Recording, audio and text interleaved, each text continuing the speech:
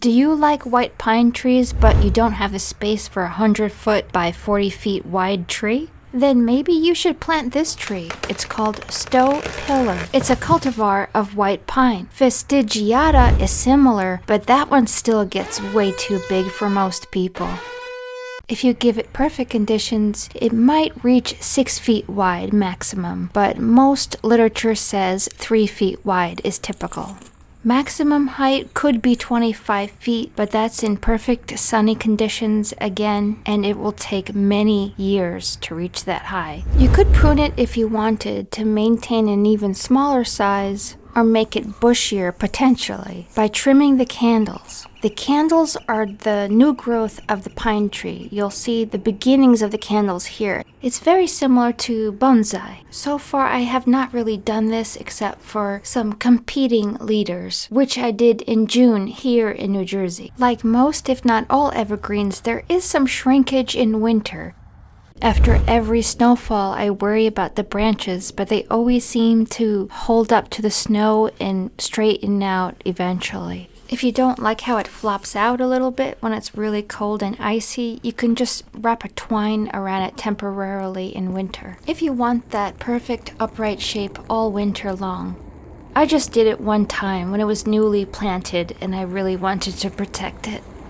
After I finally got the deer fencing up, I left this little fencing wire around the base of the tree to prevent animals from chewing at it. Before I learned this easy trick, I lost a rose of Sharon tree because the animals ate all the bark around the base.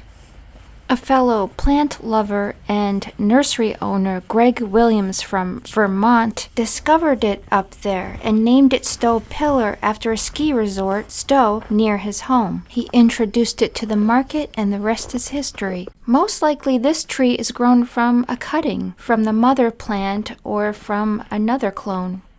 I got this one from Conifer Kingdom. I was obsessed with this tree and I couldn't really find it anywhere. And I was so disappointed when I first got it. It was so puny and so expensive. I don't know why it's not popular and easier to find. Maybe because our area in New Jersey is not the best conditions for it. Right after the spring growth unfurls and they look bushy, I think they look their best. Sometimes it has a nice bluish green color.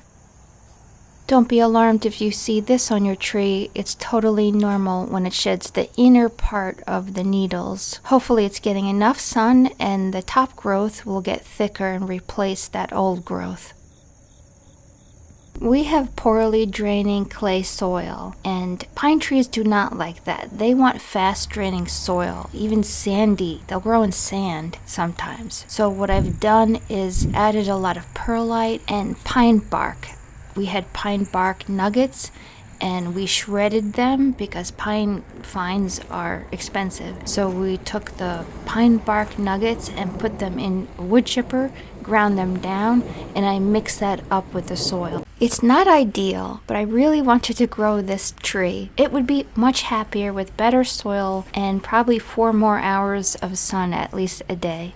Almost right away, it started to produce pine cones, which I appreciate as ornamental. If you don't like them, you could just flick them off, and I actually have been doing that so that it can focus its energy more on growing needles and branches instead of pine cones for now. You could tell it's still getting a little bit too much water because the tips of the needles are yellow.